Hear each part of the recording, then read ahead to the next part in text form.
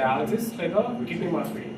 Dialysis కూడా 2 రకాలు ఉంటుంది, రక్తం డయాలసిస్ అండ్ పెరిటోనియల్ డయాలసిస్ అంటారు. సో అది పెరిటోనియల్ డయాలసిస్ అంటే ఇంట్లో చేసుకోవచ్చు. రక్తం డయాలసిస్ అంటే హాస్పిటల్కి వెళ్ళాలి, రక్తం తీసి శుద్ధి చేసి మళ్ళీ పేషెంట్కి ఎక్కిస్తారు. సో ఇది అయితే డయాలసిస్ లేదా ట్రాన్స్ప్లాంట్ ఇదే. సో ట్రాన్స్ప్లాంట్ డయాలసిస్తో పోలిస్తే చాలా బెటర్, ఎందుకంటే డయాలసిస్లో అంత ఆయువు ఉండదు, చాలా ప్రాబ్లమ్స్ ఉంటాయి. ఇంకా రాను రాను ఏంటంటే వాళ్ళ ఆరోగ్యం క్షీణిస్తుంది, గుండె వీక్ అయిపోతుంటుంది, సో మజిల్స్ అన్నీ వీక్ అయిపోతాయి, బొక్కలు విరుగుతాయి. సో అట్లా సో దానివల్ల అంటే పేషెంట్ క్వాలిటీ ఆఫ్ లైఫ్ చాలా పడిపోతుంది, అండ్ ఆయువు కూడా చాలా తగ్గుతుంది డయాలసిస్ వల్ల. సో దానికి ప్రత్యామ్నాయం ఈజ్ ట్రాన్స్ప్లాంట్. ట్రాన్స్ప్లాంట్లో ఏంటంటే ఒక కిడ్నీకి మనం ఇంకో కిడ్నీని రీప్లేస్ చేస్తున్నాం, సో టోటల్ కిడ్నీ ఫంక్షన్ అది టేకప్ చేస్తుంది. సో అట్లా అది ఖరాబ్ కాకుండా అంటే అది చెప్పడం అది డిఫికల్ట్. ఏంటంటే ఎవరికైతే ప్రాబ్లమ్స్ ఉంటాయో వాళ్ళు చాలా జాగ్రత్తలు తీసుకోవాలి. ఎవరికైతే డయాబెటీస్ ఉంటుందో, ఎవరికైతే హైపర్ టెన్షన్ ఉంటుందో, ఒబేసిటీ ఉంటుందో, అండ్ ఇంట్లో ఎవరికైతే కిడ్నీ ప్రాబ్లమ్స్ ఉంటాయో, family history of kidney disease ఉంటాయి, సో అలాంటి వాళ్ళు డాక్టర్ని తరచుగా సంప్రదించాలి అండ్ తరచుగా వాళ్ళ కిడ్నీ టెస్ట్లు చేయించుకోవాలి. సో ఒకసారి కిడ్నీ ఎఫెక్ట్ అయింది అంటే ఇంకా అది లైఫ్ లాంగ్ డిజీజ్, అవి క్రానిక్ డిజీజ్ అనమాట. అండ్ అక్యూట్ డిజీజ్ అంటారు, అంటే చురుకైన సమస్యలు అవి రాకుండా చూసుకోవాలి, ఇన్ఫెక్షన్స్ నుంచి ప్రొటెక్ట్ చేసుకోవాలి. అండ్ ఏమంటారు అన్నెసరీ మెడిసిన్స్, పెయిన్ కిల్లర్స్ అవి వాడకూడదు. అండ్ డాక్టర్ని తరచుగా సంప్రదిస్తుండాలి. 40 years దాటింది అంటే రెగ్యులర్ హెల్త్ చెకప్స్ చేసుకోవాలి. So that's main thing.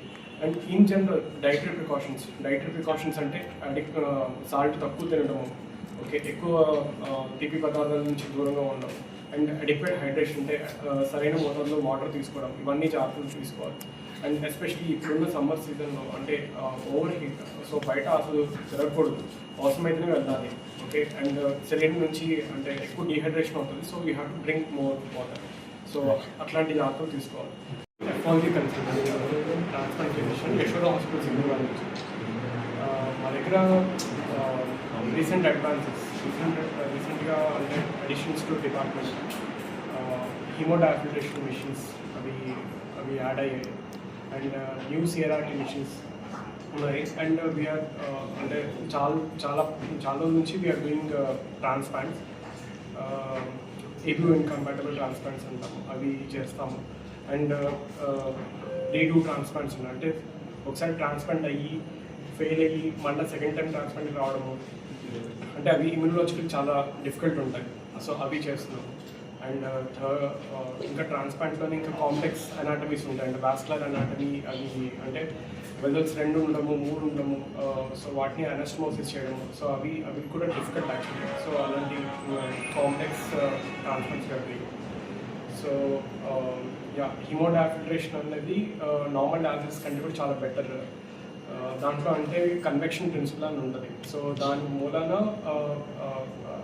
Effective dialysis ఇవ్వగలము, సో అది ఉంటుంది. అండ్ సిఆర్ఆర్టీ అంటే అది ఎవరికైతే హిమోడైనమికల్ అన్స్టేబుల్ అంటే బీపీ చాలా తక్కువ ఉండి, చాలా సిక్ ఉండి, వెంటిలేటర్ పైన ఉండి, సో ప్రాణం మీద అంటే చాలా సిక్ ఉన్న పేషెంట్స్కి మేము అవాయిడ్ చేస్తాం అన్నమాట.